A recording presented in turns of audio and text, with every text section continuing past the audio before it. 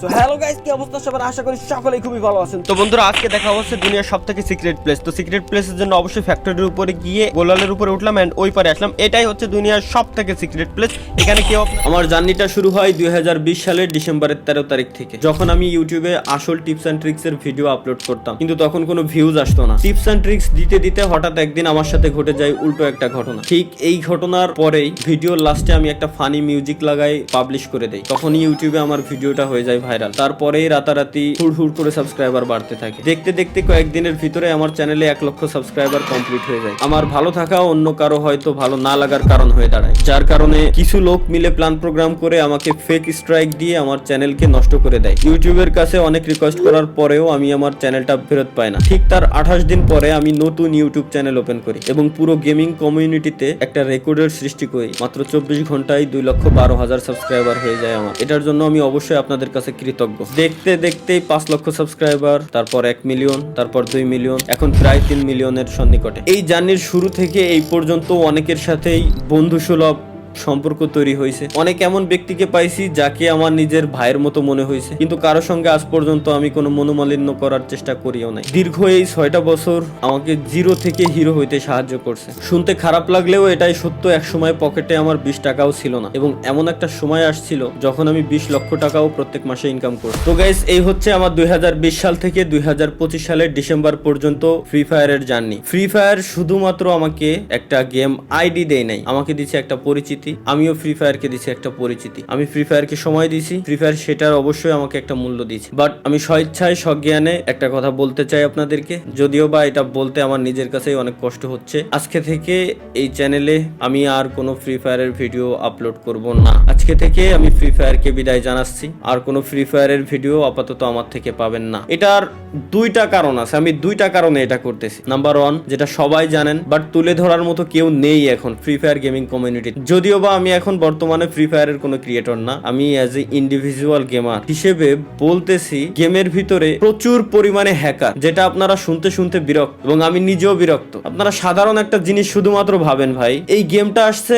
1 বছর 2 বছর না, বা 3 বছর 4 বছরও না, 8-9 বছরের বেশি হয়ে গেছে এই গেমটা চলে আসছে। এখনো পর্যন্ত এই হ্যাকারদের উপরে কোনো স্টেপই নিতে পারলো না। আমি যদি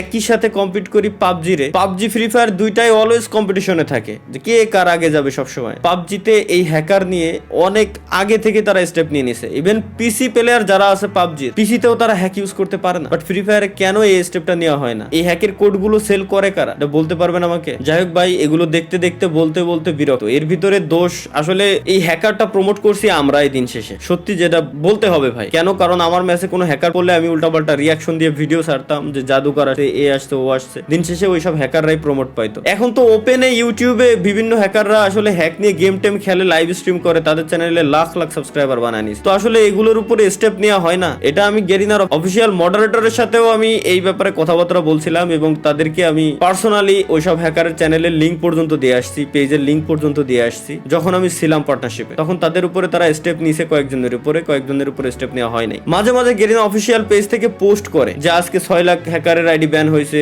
কালকে 5 লাখ হ্যাকারের আইডি ব্যান হয়েছে। বাট কই ভাই, এখনো পর্যন্ত পার্মানেন্ট কোনো সলিউশন তো দেখলাম না। আইডি ব্যান তো পার্মানেন্ট ডিরেক্ট কোনো সলিউশন না। গেম খেলা অবস্থায়, গেমে থাকা অবস্থায় আপনি ডিরেক্ট ব্যানের কোনো স্টেপ কেন নেন না? আপনারা কেন করতে পারেন না? এত বছর হয়ে গেল, এই গেমটারে কি কাস্টমাইজ করতে পারেন না? গেমে কি শুধুমাত্র নতুন স্কিন, গান স্কিন, এটাই কি? এভাবে কি গেম চলবে? কোনোদিনও চলবে না। তো যাই হোক, পয়েন্ট নাম্বার 2, যেটা হচ্ছে মোস্ট ইম্পর্টেন্ট, সেটা হচ্ছে আমি আমার নেক্সট জেনারেশনের কথা চিন্তা করি। অলরেডি জেনজির পর আরো একটা জেনারেশন চলে আসছে অলরেডি। আপনি মানেন আর না মানেন, জানেন আর না জানেন, অলরেডি নতুন আরো একটা জেনারেশন আছে, যে জেনারেশন বর্তমানে ফ্রি ফায়ার প্রচুর পরিমাণে খেলতেছে। খেলুক, এতে আমার কোনো দুঃখ নাই, কোনো কষ্ট নাই। বাট একটা জিনিস আপনারা শুধু একটু ভাবেন, পয়েন্টগুলো জাস্ট নোটিস করেন।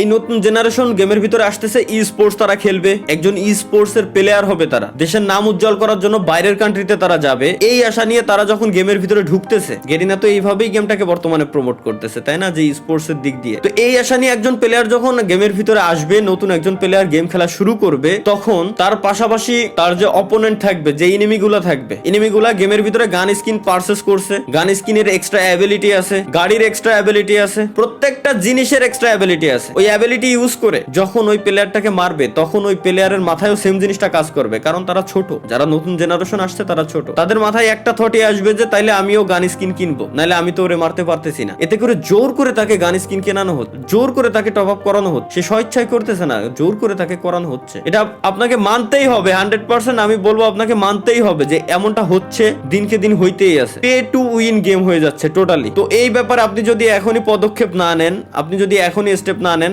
আপনার ভবিষ্যৎ প্রজন্ম টোটালি শেষ, টোটালি ধ্বংস হয়ে যাবে। এবং আমি আরো একটা কথা বলে দিই, আমি জানি আমার এই কথাগুলো বলার পর, এই ভিডিওটা পাবলিশ করার পর গেরিনা হয়তো অন্য কোনো ক্রিয়েটর বা আদার্স যত ক্রিয়েটর আছে তাদেরকে সবাইকে এক জায়গায় করে কোনো ইভেন্টের আয়োজন করে আবার হাইপ ক্রিয়েট করে দিবে। আমার এই কথাগুলো তারা মাথা থেকে জেনে ফেলবে টোটালি। বাট আমি, আপনারা যারা অডিয়েন্স আছেন, আমি আপনাদেরকে বলবো যে এই ব্যাপারে আপনাদের স্টেপ নেওয়া উচিত। যারা সিনিয়র আছেন তাদের এই ব্যাপারে স্টেপ নেওয়া উচিত, না হলে ভবিষ্যৎ প্রজন্ম টোটালি ধ্বংসের মুখে চলে যাচ্ছে এবং ধ্বংস হয়ে যাবে। জোর করে একজনকে দিয়ে টপ আপ করানো হচ্ছে, সে টপ আপ করতেছে, তারপরেই না সেই গেমে জিততে পারতেছে। বুঝতে পারতেছেন? এখনো বুঝেন নাই? আমি আরো একটু ক্লিয়ার করে দেই। একটা ই স্পোর্টস এর প্লেয়ার হওয়ার জন্য মিনিমাম তাকে 3 থেকে 4 মাস মিনিমাম তাকে গেম খেলতে হবে। কিছু না হলেও 3 থেকে 4 মাস তো খেলাই লাগবে তার গেম। তো 3 থেকে 4 মাস সে যখন র্যাঙ্ক ম্যাচ খেলবে, তাকে যখন সার্ভাইভ করতে হবে, মাস্ট বি র্যাঙ্কের ভিতরে তার যাওয়ার জন্য গান স্কিন নেওয়াই লাগবে, গানের এক্সট্রা অ্যাবিলিটি তার নেওয়াই লাগবে, মাস্ট নেওয়াই লাগবে। এছাড়া সে গেমে কোনোদিনও উইন হয়ে আসতে পারবে না। তারপরেই তাকে ই স্পোর্টস এর উপরে যাইতে হবে, স্পোর্টস এর উপরে ফোকাস দিতে হবে। আমি মানলাম টুর্নামেন্ট খেলার জন্য কোনো গান স্কিন লাগে না, টুর্নামেন্টে গান স্কিনের কোনো অ্যাবিলিটি নেই, এটা আমি মানতেছি। কিন্তু ওই পর্যন্ত যাওয়ার জন্য একটা প্লেয়ারের যে 3 থেকে 3 বছর পর্যন্ত সার্ভাইভ করা লাগে, ওই 3 থেকে 3 বছর পর্যন্ত আপনাকে কত টাকা খরচ করতে হচ্ছে, এটা কি আপনার মাথায় আসতেছে? এটা কি আপনি বুঝতে পারতেছেন? তো আমার মতে এটা বন্ধ করা উচিত। বাংলাদেশ সার্ভার ব্যতীতও আরো অনেকগুলো সার্ভার আছে গেরিনা ফ্রি ফায়ারের ভিতরে, ওইসব সার্ভারে গানের কোনো অ্যাবিলিটি নাই, এক্সট্রা কোনো অ্যাবিলিটি নাই। গানের স্কিন আছে বাট এক্সট্রা কোনো অ্যাবিলিটি নাই। যার মন চায়, যার ভালো লাগবে সে গান স্কিন নেবে, যার মন চায়, যার ভালো লাগবে সে গাড়ির স্কিন নেবে, কারের স্কিন নেবে, বাইকের স্কিন নেবে, কোনো সমস্যা নেই। কিন্তু একজনকে দিয়ে জোর করে কিনায় পে টু উইন বানানোর কোনো মানে হয় না বলে আমি মনে করি। তো দিন শেষে আমাদের সকলেরই আসলে এই ব্যাপারে স্টেপ নেওয়া উচিত, না হলে ভবিষ্যৎ যে প্রজন্ম আসতেছে ওরা ধ্বংসের মুখে ধ্বংস হয়ে যাবে বলে আমি মনে করি। এটা ছিল হচ্ছে আমার দ্বিতীয় পয়েন্ট। আশা করি আপনারা যথেষ্ট বুদ্ধিমান, যথেষ্ট পরিমাণে ভালো বুঝেন, আপনাদেরকে এত বোঝানোর কিছু নেই, আপনারা বুঝে গেছেন যে আমি কি বলতে চাচ্ছি মূলত। এবং হ্যাকার ব্যান করার জন্য ভাই বেশি কিছু লাগে না। ফ্রি ফায়ার ব্যতীত যতগুলো মোবাইলের ব্যাটেল রয়্যাল গেম আছে, প্রত্যেকটা ব্যাটেল রয়্যাল গেমস ইমুলেটরে খেলা যায়। ওই প্রত্যেকটা ব্যাটেল রয়্যাল গেমস ইমুলেটরে খেলার সময় আপনি একবার জাস্ট হ্যাক ইউজ করে দেখেন না, আপনি গেমেই ঢুকতে পারবেন না। গেম খেলা তো দূরে থাক, আর গেমে যদি কোনোভাবে ঢুকেও যান, ইনস্ট্যান্ট ম্যাচের ভিতরে থাকা অবস্থায় আপনার আইডি ব্যান হয়ে যাবে ইমুলেটর সহকারে। তাহলে ফ্রি ফায়ার কেন পারতেছে না? এই হ্যাক গুলো কারা আনতেছে, কারা সেল করতেছে? এই হ্যাকের যে সোর্স কোড গুলো, এই সোর্স কোড গুলো আসতেছে কোথা থেকে? তো যাই হোক ভাই, যদি কোনোদিনও এগুলো ঠিক হয় তাহলে আমি হয়তো ব্যাক করতেও পারি। তাছাড়া আমি আর ফ্রি ফায়ারে থাকতেছি না, এটাই হচ্ছে আমার অফিসিয়াল স্টেটমেন্ট। আজ থেকে ফ্রি ফায়ারে কোনো ভিডিও আমার এই চ্যানেলে আপনারা দেখতে পারবেন না। এবং হ্যাঁ, কন্টিনিউয়াসলি হয়তো লাইভ স্ট্রিমে আসবো প্রত্যেক শুক্রবারে, যেভাবে আসতাম আপনাদের সাথে আড্ডা দিতাম, মজা করতাম, ওটা চলবে। আমি আমার ভাই ভিডিওর জন্য, এই gaming with Talha is back চ্যানেলের ভিডিওর জন্য, আপনাদেরকে বিনোদন দেওয়ার জন্য যতটুকু মন চাই ততটুকু নিচে আমি নামতে রাজি আছি। এর মানে এই না যে আমি বলদ, যতটুকু জানতাম যতটুকু বললাম। আমি চাই প্রত্যেকেই আপনারা এই ব্যাপারে স্টেপ নেন, যদি বাঁচাইতে চান গেমটাকে, যদি বাঁচাইতে চান ভবিষ্যৎ প্রজন্মটাকে। আর যদি বাঁচাইতে না চান 48 ঘন্টা পর ভুলে যায় আমার কথা, কোনো সমস্যা নেই। ধন্যবাদ সকলকে, আল্লাহ হাফেজ, বিদায় ফ্রি ফায়ার। আরে আমার আসমানেতে ফেলাই দিয়েছে ভাই ওই আসমানে ঘুরে ঘুরে মারছে ভাই। আরে ওর আকাশে ভাই ও করলো কি আবার? আল্লাহ আস্তাগফিরুল্লাহ লা ইলাহা ইল্লাল্লাহ। देख के अरे ये कहाँ से आ गया? ये देखो खेलें CS रैंक नहीं तो फिर बताओ, अब बैन ही नहीं हो रहा है, इसको रिपोर्ट भी किया। আস্তাগফিরুল্লাহ আস্তাগফিরুল্লাহ। लास्ट में भी